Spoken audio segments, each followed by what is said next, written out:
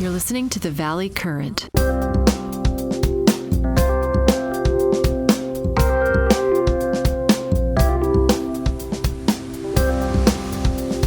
Usually when we look at the legal profession, there is this expectation of a very clear defining boundary, like an invisible line drawn in the sand of every federal courtroom in the country. Right, yeah. The line between playing hardball and just breaking the rule. Exactly. Yeah. And on one side of that line, you have zealous advocacy. You have that brilliant, hyper-aggressive, leave no stone unturned lawyering that corporations pay top dollar for. I mean, that's the kind of representation that tests every theory, right? It challenges every piece of evidence and really pushes the adversarial system to its absolute limits. Yeah. And for decades, that was just, the cost of doing business at the highest levels of litigation. You had to be aggressive. But then on the other side of that invisible line, you have sanctionable misconduct. It's the zone where you've pushed too far, crossed into bad faith, and basically fundamentally broken the rules of the game. Which used to just be a slap on the wrist, honestly. Right. For a long time, the penalty for crossing that line felt like a known quantity. A modest fine, maybe a stern talking to from a judge. But right now, today, that invisible line is being violently redrawn by federal judges. Yeah, violently is a good word for it. And they aren't just like moving the boundary. They are raising the financial and professional stakes to a level we haven't seen in modern history. We're talking about millions of dollars, uninsurable liabilities, and honestly, entire legal careers hanging in the balance. It's a massive structural shift in the justice system's architecture. I mean, the ceiling on what it costs a law firm when they cross that line has completely blown off. And at the exact same time, the floor is dropping out from underneath them due to near technological pressures. So welcome to the Deep Dive. Today we are looking at an incredibly detailed, highly revealing newsletter published on May 26, 2026 by Computer Law Group, LLP. It's a really fascinating piece of analysis. It really is. And our mission for this deep dive is to follow the money and the doctrine. We're going to explore a groundbreaking $3 million penalty that's serving as a massive wake-up call to the entire legal industry. Oh, yeah, a huge wake-up call. And then we're going to look at an exploding, brand new category of legal disasters driven by artificial intelligence. So, okay, let's unpack this because this isn't just inside baseball for lawyers. Not at all. If you're a business owner, a tech executive, or really just anyone who might ever need legal representation, this shift fundamentally changes your risk profile. Your lawyer's behavior can now bankrupt your case before you ever even see a jury. Yeah, the Computer Law Group analysis really maps out how federal courts are dramatically increasing both the magnitude and the type of sanctions leveled against attorneys. Which is terrifying for clients. Completely. We're seeing a new willingness from the bench to deploy severe economic and evidentiary punishments. And we're not just talking about solo practitioners making careless errors here. This is against the most elite, high-powered, multi-billion-dollar firms in the world. So let's start with the anchor case. The earthquake that prompted this whole analysis in the first place. The source material points us to the most consequential federal sanction against an elite American litigation firm in the last decade. It's a staggering case. Set the stage for us. Who are the players here, and what is the underlying fight actually about? Okay, so the case is Guardant Health, Inc. v. Natera, Inc. It's a massive intellectual property and advertising dispute between two absolute giants in the medical diagnostic space. Okay, medical diagnostics. Right. They both manufacture colorectal cancer molecular residual disease diagnostics. Okay, before we go any further, translate that medical terminology for us. What exactly are these companies fighting over? Right, sorry. In plain English, these are highly advanced blood tests. Got it. So after a patient undergoes surgery for colorectal cancer, these tests look for microscopic fragments of tumor DNA floating in the bloodstream. They're checking to see if the cancer has been completely removed or if there's a residual trace that might lead to a relapse. Wow, so it's literal life or death technology. Exactly. Guardant makes a product called Reveal, and Natera makes a competing product called Signatera. These aren't just minor medical devices. These are highly complex, incredibly lucrative foundational technologies for the future of oncology. The market for this is worth billions. So the financial stakes from the jump are just astronomical. This is a bet the company kind of trial. Exactly right. And the trial itself concluded back in October 2024, resulting in a staggering $292.5 million verdict for Guardant. $292 million. Yeah, and that included over $175 million just in punitive damages. Now, Natera's defense team included several major firms, but the one at the center of this sanctions analysis is Quinn Emanuel, which is a true titan in the litigation world. Yeah, Quinn Emanuel is a massive name, and a $292 million verdict is an absolute bloodbath. Oh, totally. But the merits of that verdict, like the actual patent and advertising issues, those are currently being appealed in the Ninth Circuit Court of Appeals. What we are focusing on today is an entirely separate track that played out regarding the conduct of Quinn Emanuel's attorneys during the pretrial phase.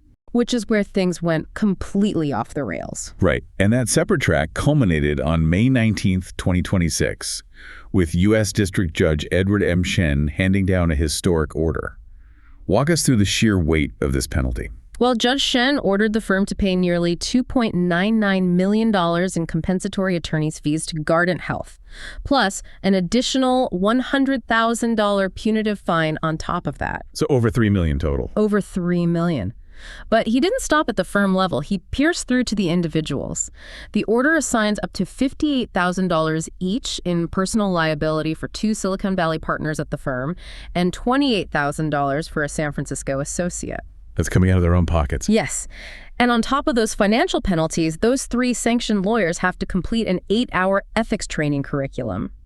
And here's the kicker, the firm itself is required to design and implement that training. Oh, wow, that's brutal. It is, and the judge noted that 2 additional lawyers, including the office's managing partner, might even face further sanctions down the line. Okay, I have to push back here for a second, or at least play the role of the skeptical client.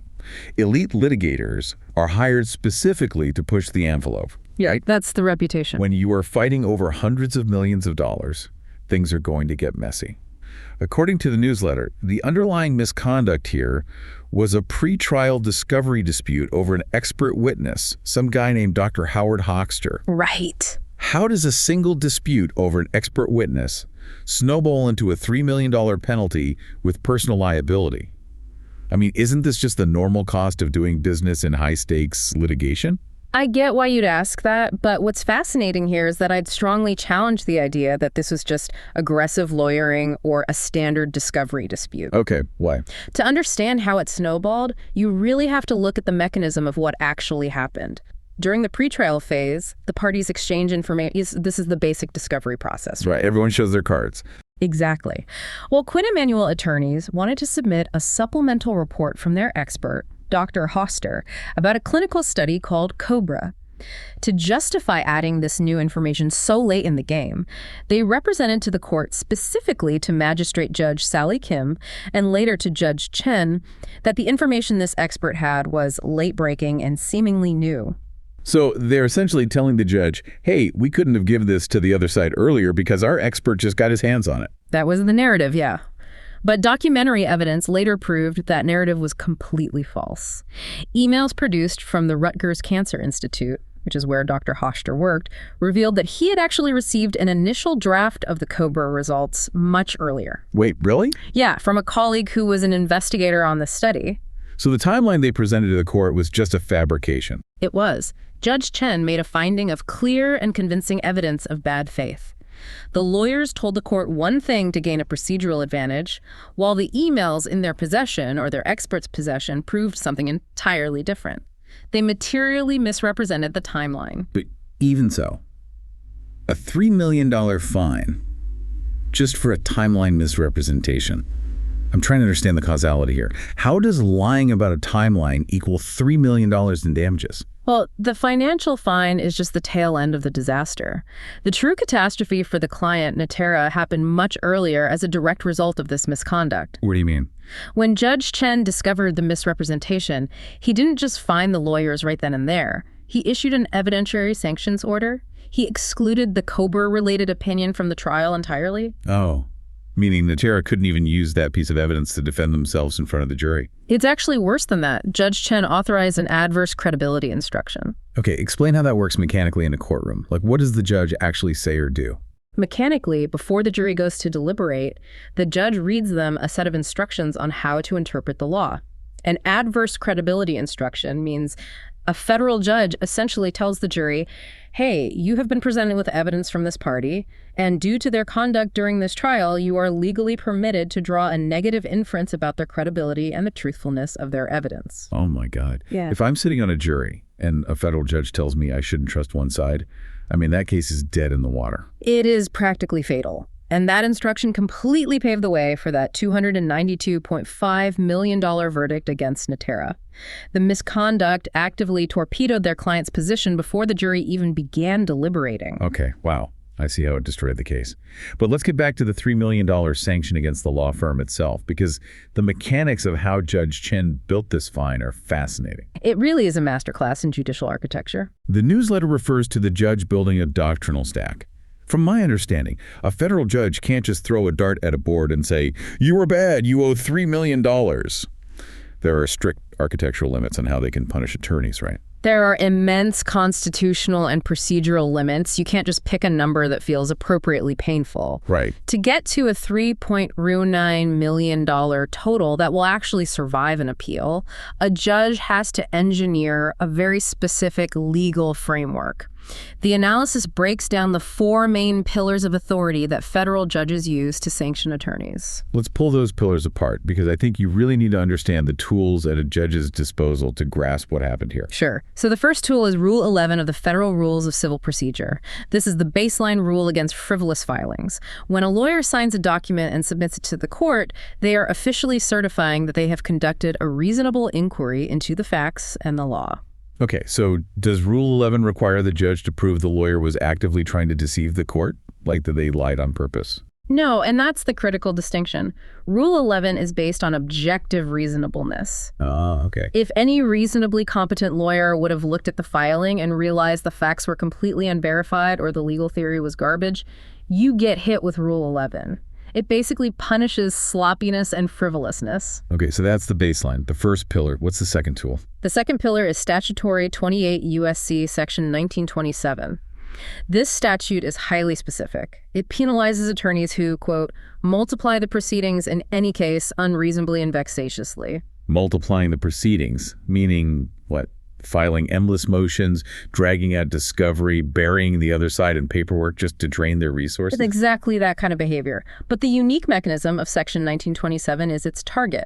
It specifically reaches the attorney personally, not the client, and usually not the firm as a whole. Oh, I see. Yeah, this is the precision scalpel that a judge uses to hit an individual lawyer's own wallet, which is the statutory basis for those $58,000 personal liabilities for the Quinn Emanuel partners. Which brings us to the third pillar, which the newsletter calls inherent authority.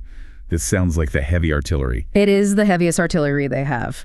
Based on a landmark Supreme Court case called Chambers v. NASCO, federal courts possess an inherent power to manage their own affairs and to sanction bad faith conduct that abuses the judicial process. So they don't even need a specific rule for it. Exactly. And unlike Section 1927, which hits the individual lawyer, inherent authority can reach the law firm as a complete entity. But the newsletter details a massive historical barrier to using this inherent authority, like a roadblock that the Supreme Court set up back in 2017. Yeah, the roadblock is a case called Goodyear, Tire, and Rubber County v. Hager. In that case, a district judge had used inherent authority to slap a $2.7 million sanction on Goodyear and its attorneys for systematically concealing discovery documents. Right. But the Supreme Court unanimously vacated that award. Wait, why? If they actively had documents, why shouldn't they pay $2.7 million? It comes down to the mechanism of due process. The Supreme Court ruled that a judge's inherent authority is strictly compensatory, not punitive. Meaning you can only make them pay for actual damages. Exactly, unless you provide the defendant with all the procedural safeguards of a criminal trial. So if a judge just wants to punish a firm to teach them a lesson, they have to essentially charge them with criminal contempt, give them a trial, the right to remain silent, all of that. Yes, exactly. If you don't do that, the Supreme Court in Goodyear drew a hard line. An inherent authority sanction cannot exceed the actual literal compensatory costs caused by the misconduct. You can only force the offending firm to pay back exactly what their bad behavior cost the other side in extra legal work. You have to draw a direct causal link between the lie and the billable hours spent uncovering the lie. This is where I want to introduce an analogy, because this is the crux of the genius of Judge Chen's order. Yeah, let's hear it. The Supreme Court essentially told judges, you can't just use a sledgehammer to smash a law firm's piggy bank. If Judge Chen wanted to extract $3 million from Quinn Emanuel, he had to build a custom legal vault to hold that money securely, so that when the Ninth Circuit Court of Appeals inevitably reviews it, They can't crack it open and reverse the decision. He needed an architect to build that vault. I love that analogy. And that architect is the fourth pillar of the doctrinal stack, Rule 53 of the Federal Rules of Civil Procedure. Rule 53 allows a judge to appoint a special master. Which is what Judge Chen did. He brought in someone from the outside to be the architect. He appointed Ismail Izzy Ramsey. And Ramsey isn't just any lawyer. He had just finished serving as the 53rd U.S. Attorney for the Northern District of California. Wow. Yeah, you were bringing in the former chief federal law enforcement officer for the district to audit this law firm. So what is the actual mechanism of a special master's job in this context? How does he build the vault? He essentially acts as a forensic judicial accountant. Ramsey's job was to meticulously develop the record, hold hearings, and painstakingly allocate the award. Remember the Goodyear rule, the fine can only cover the exact costs caused by the misconduct. Right, the direct causal link. So Ramsey had to mathematically connect the dots. He had to review Guardant Health's legal bills line by line, hour by hour, and say, okay, this specific 10-hour block of time was spent solely because Quinn Emanuel misrepresented the timeline of Dr. Hofscher's email. He literally had to build an airtight ledger. An airtight ledger that strictly structures the $2.99 million as a compensatory fee shift. It wasn't just a random punitive number the judge pulled out of thin air. It was a scientifically calculated reimbursement for the exact damage caused. That's brilliant. By doing this, Judge Chen heavily insulated that $2.99 million from appellate review. The Ninth Circuit will look at the special master's ledger, see the direct causal link, and likely uphold the compensatory chunk without issue. But wait. The newsletter says the total fine was $3.09 million. There is an extra $100,000 punitive fine tacked on to the end. But you just explained the Goodyear rule. You can't issue punitive fines without criminal contempt safeguards. So how did Judge Chen justify that extra $100,000? What's fascinating here is that this is the most legally aggressive and arguably the most innovative part of the entire order. Judge Chen openly acknowledged the Goodyear limitation. He knew he was walking the line. He definitely knew. But he drew an analogy to civil punitive damages. He argued that because he had already made a clear and convincing finding of bad faith regarding the compensatory fees, that same standard should be sufficient to justify a modest punitive fine without triggering full criminal contempt proceedings. So he essentially invented a workaround. He found a loophole in the Supreme Court's logic. He engineered a new doctrinal bridge, yeah. And what the Computer Law Group newsletter points out is that this isn't just an isolated incident, it's becoming a template. Other federal judges are already copying this architecture. Yeah, in a recent case in the Central District of California, Lacey v. State Farm, the judge also appointed a retired judge as a special master to calculate sanctions. If the Ninth Circuit upholds Judge Chen's $100,000 punitive analogy, it basically hands federal judges a brand new weapon to punish firms beyond just compensating the other side. I want to pivot from the mechanical architecture of the fine to the human element. The culture of the law firm itself. Because reading the excerpts from the judge's order, he didn't just dismantle their legal arguments. He took a scalpel to the soul of the firm. Yeah, the language is unusually severe for a federal order. Judge Chen wrote that the firm's conduct implicated, quote, a culture of lawyering that is deeply disturbing. Deeply disturbing. That's intense. Very. He didn't view this as a one-off mistake by a rogue associate. He viewed it as a systemic failure within the firm's culture. And he specifically called out the generational impact, didn't he? He did. He noted that these actions are, quote, particularly damaging to younger associates who take their cues and learn their practice from partners who fail to model ethical behavior, creating a vicious cycle. A vicious cycle. Yeah. When a federal judge puts that in a public order, it is a devastating critique. Huh. And the firm, Quinn Emanuel, had to respond to this publicly. Oh, they had to. A spokesperson released a statement saying the firm was deeply disappointed by the conduct and noted that the lawyers involved and the firm itself had apologized to the judge. Right, the standard PR apology. But at this echelon of the legal profession, a PR apology doesn't stop the bleeding. They had to take structural action. They announced they were dispatching an executive committee member to each office in person. Wow, doing a literal apology tour. Basically. Furthermore, they created a brand new executive role. They hired an additional lawyer for their general counsel's office with this specific and sole charter to advise their attorneys on questions about disclosures to the court. So let's look at the actual pain point here. We are talking about a $3.09 million sanction.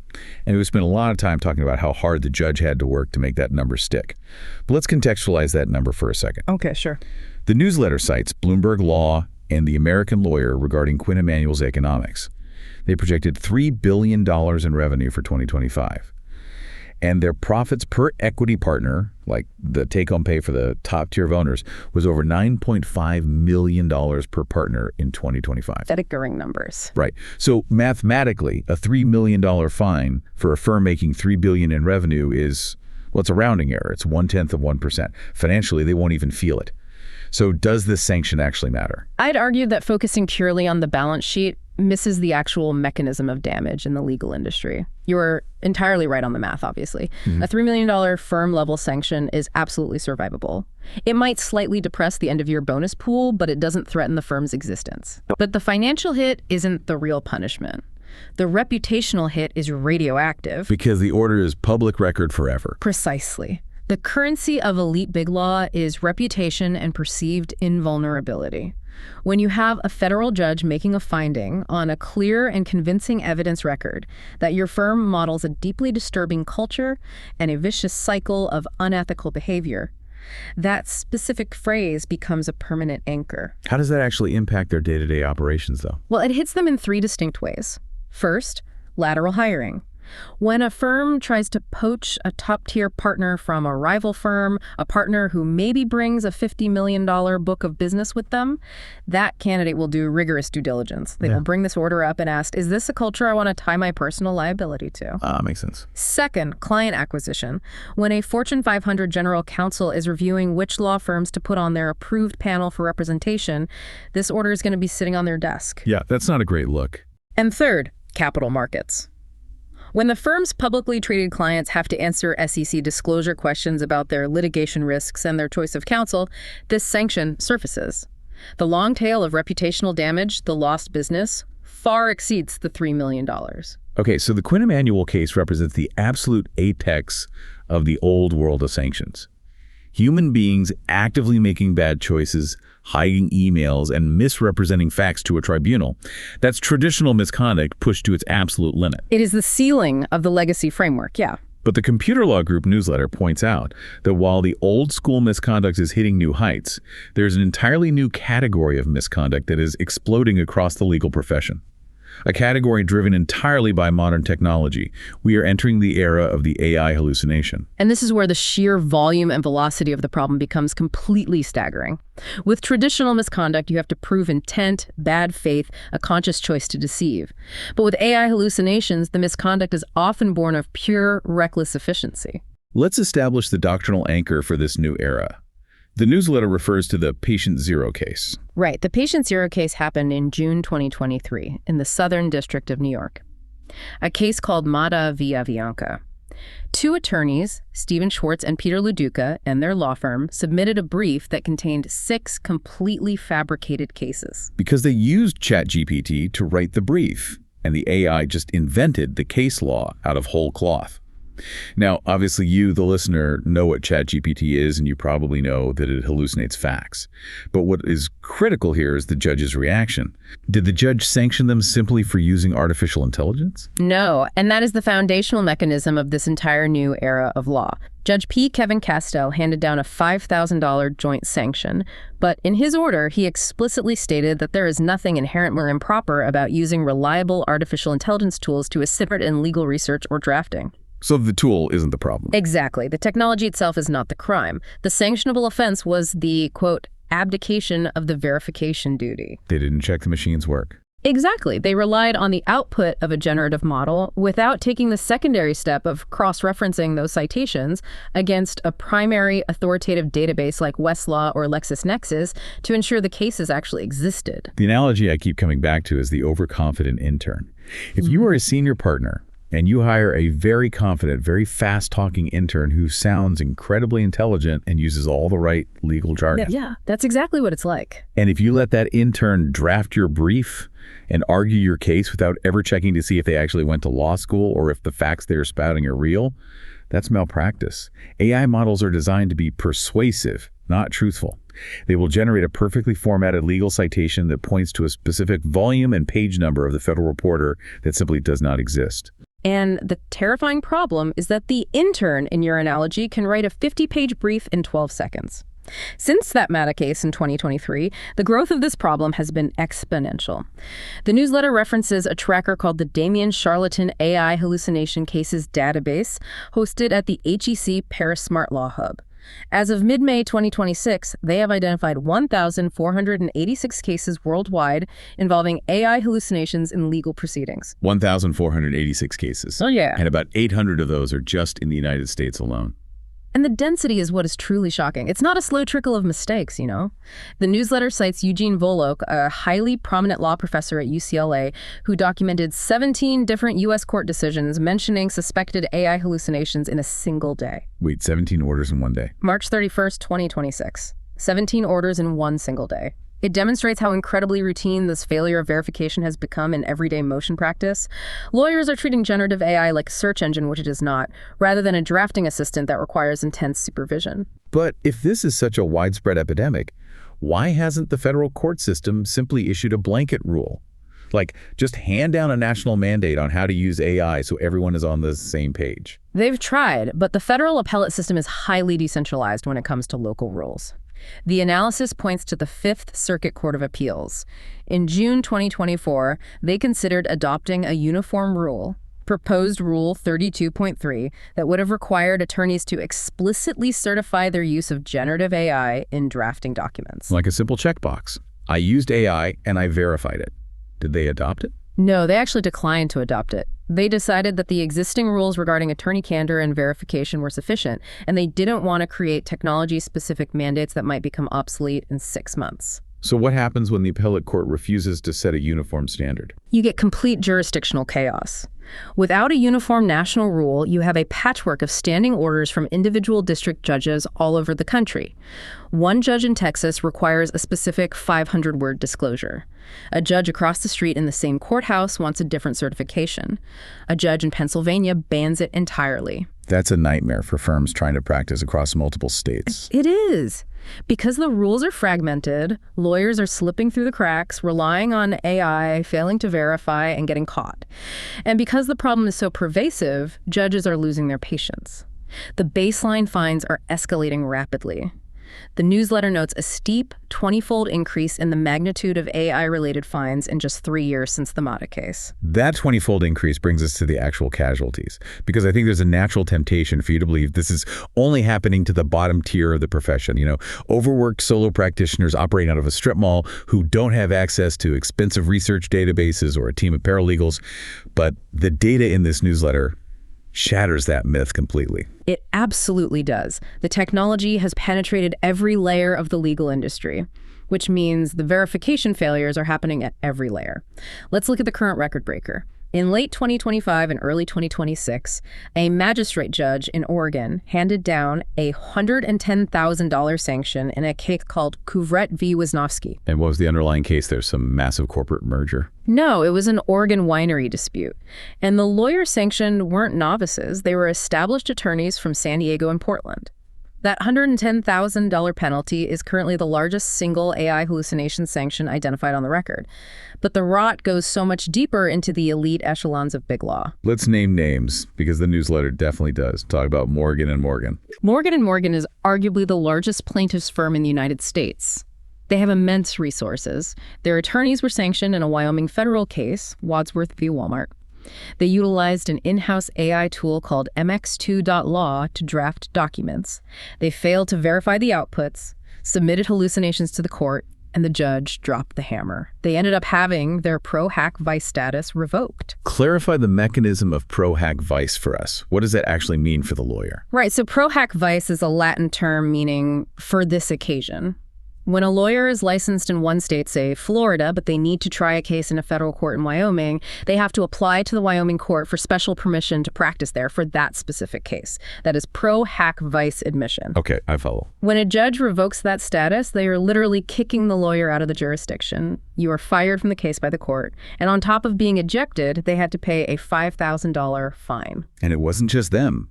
The list of prestigious firms stumbling over this is staggering. You have K&L Gates and Ellis George. Massive, sophisticated international operations.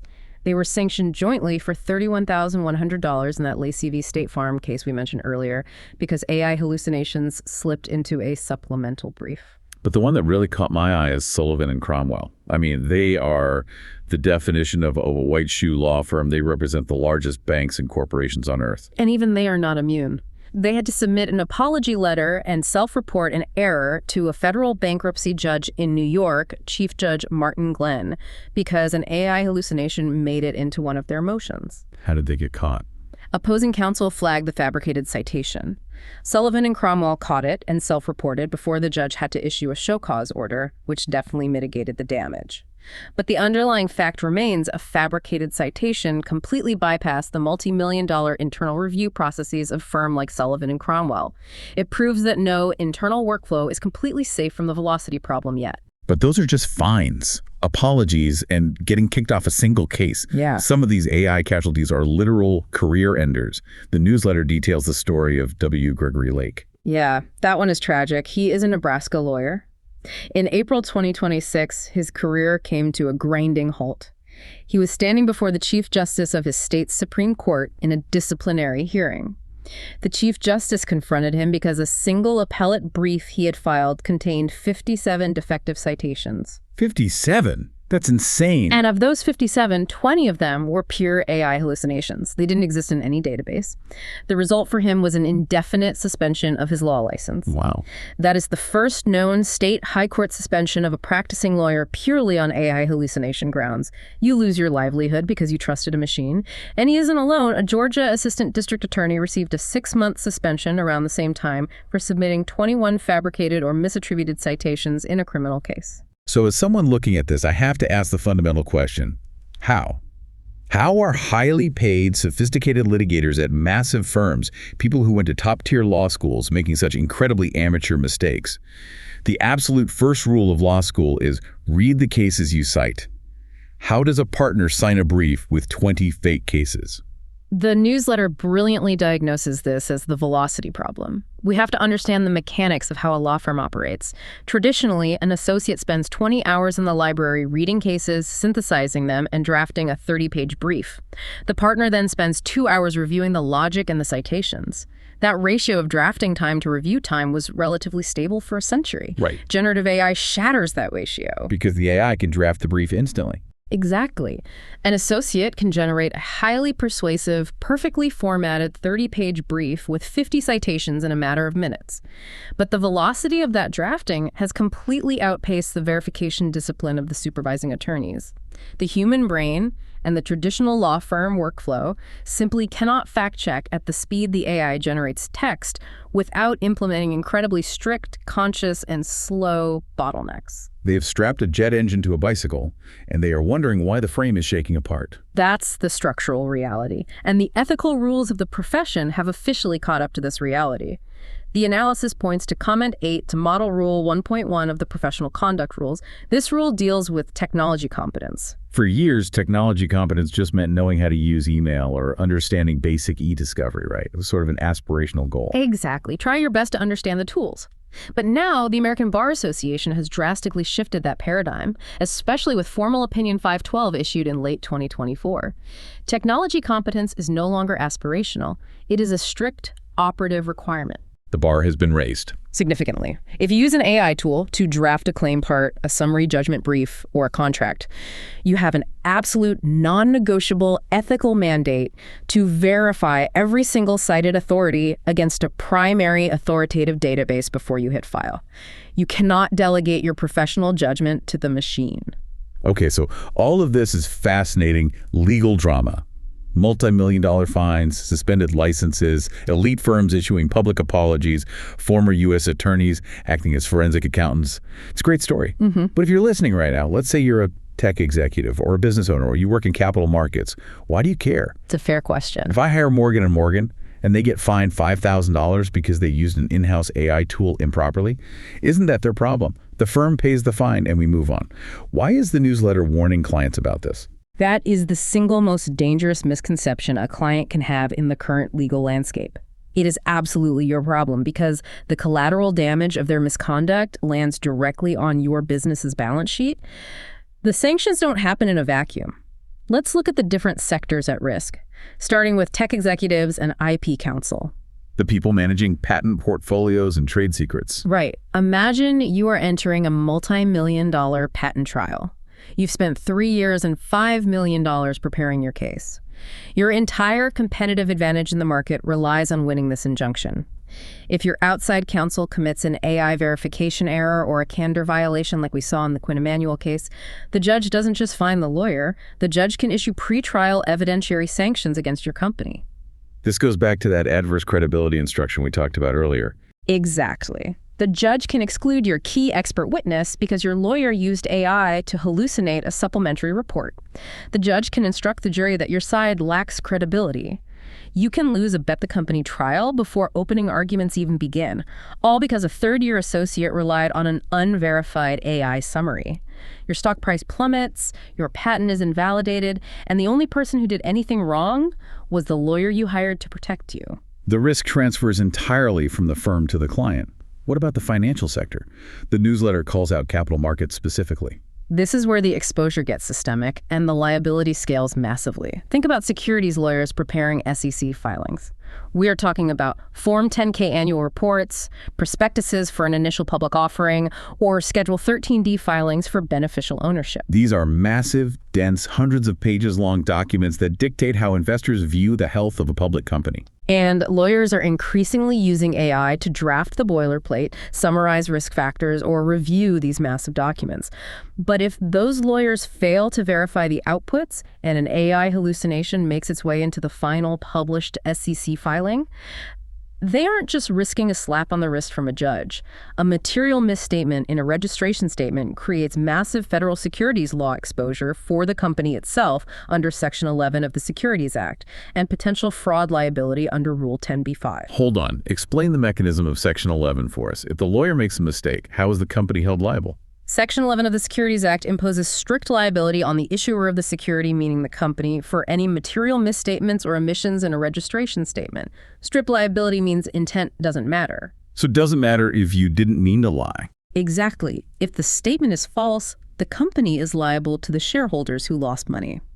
So if your lawyer's AI hallucinates a regulatory compliance claim or invents a favorable precedent in your risk disclosures, the SEC and the plaintiff's bar are coming after your company for securities fraud, not just the law firm for malpractice. Your law firm's AI hygiene is now your direct financial risk. It's an incredible vulnerability.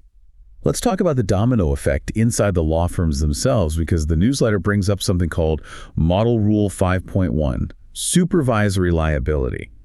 This seems to be how the judges are piercing the corporate veil of the law firm to get to the partners. Oh, this is the mechanism that should be keeping law firm partners awake at night. In almost all of these AI hallucination cases like Mata, Wadsworth, and Lacey, the judges didn't just sanction the junior associate who typed the prompt into ChatGPT or the proprietary AI tool. They sanctioned the senior partners who signed their names to the brief. Because the partner is ultimately the one presenting the document to the court. Right. Under Model Rule 5.1, a partner has a duty to supervise subordinate lawyers and ensure their conduct conforms to the rules of professional conduct.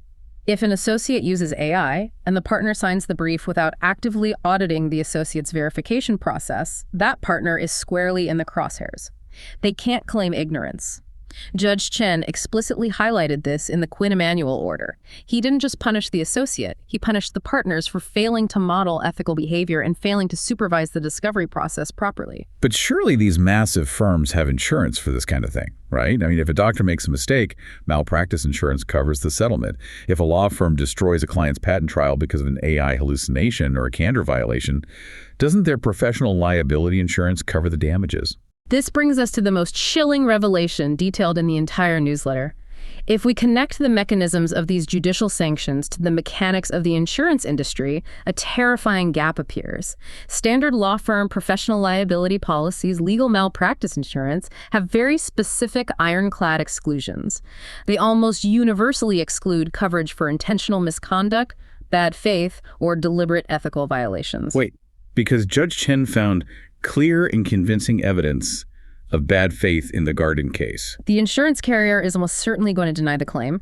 That $100,000 punitive component is absolutely uninsurable. It is against public policy to insure punitive damages. Quinn Emanuel will have to pay that entirely out of pocket. And the $2.99 million compensatory piece is at incredibly high risk of being excluded from coverage because the root cause was determined to be a bad faith misrepresentation. And if we apply that logic to the AI hallucination cases, the analysis predicts a massive contraction in coverage. If a judge rules that failing to verify an AI hallucination is an abdication of the verification duty that amounts to reckless disregard or an intentional ethical violation of the new technology competence standard, the insurance carriers are going to point to their exclusion clauses. The carriers who write these policies are not going to subsidize intentional ethical violations or reckless AI usage. So as AI hallucinations become more common, those insurance companies are going to aggressively adapt their policies. The Computer Law Group analysis predicts that during the 2026 and 2027 renewal cycles, insurance carriers are going to heavily revise their warranty and exclusion languages. They're going to expressly address AI misuse claims. They might require law firms to fill out massive questionnaires detailing exactly what AI tools they use and what verification bottlenecks they have in place. And if a firm lies on that application or fails to follow their own protocols, the carrier will refuse to cover the malpractice claim. So let me just play this out. Let's say I am a tech executive. I hire an elite law firm to defend my company in a $500 million dispute.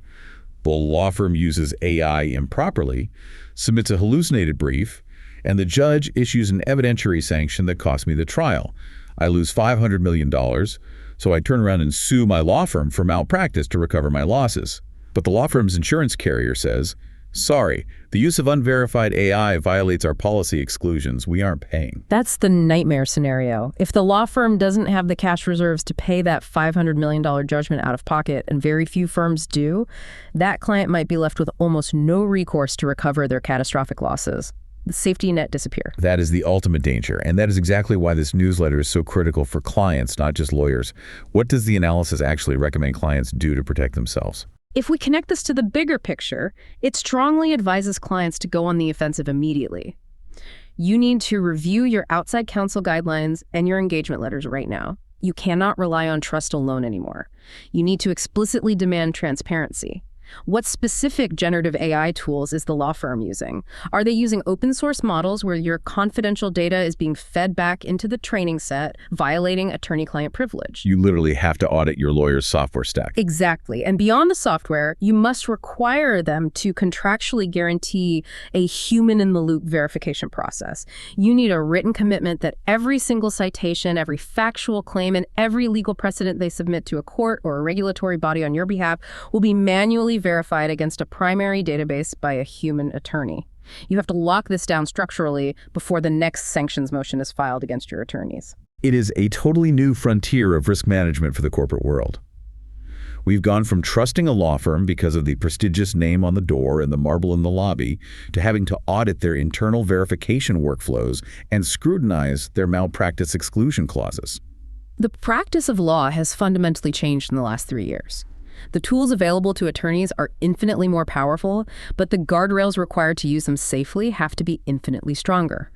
When those guardrails fail, the federal judiciary has proven they are more than willing to engineer new, multi-million-dollar mechanisms to enforce discipline. Thank you for breaking down the mechanics of this with me. It's incredibly illuminating, deeply complex, and frankly, a little terrifying for anyone navigating the legal system right now. It leaves me with a lingering question for everyone listening to ponder as we wrap up this deep dive. As the financial penalties for AI hallucinations skyrocket into the millions, as federal judges build these unassailable doctrinal vaults, and as partners face personal liability and uninsurable losses, will this immense structural fear of sanctions actually stifle the adoption of genuinely helpful, revolutionary legal technology? Are law firms going to ban AI out of pure self-preservation? Or are we simply witnessing the painful, incredibly expensive birth of a new era where trust but verify becomes the most expensive, non-negotiable rule in the entire legal profession? Something to keep in mind the next time you or your lawyer ask an artificial intelligence to draft an important document. Led by Jack Russo, Computer Law Group LLP is a bespoke business litigation and founder-friendly boutique law firm with offices and licensed attorneys in Silicon Valley, New York, and Tampa Bay. And you can reach Jack at computerlaw.com and his team at www.computerlaw.com, where the newsletter we referred to is published in detail and readily available, commitment-free, with no paywalls or other charges. next time on the Valley Current.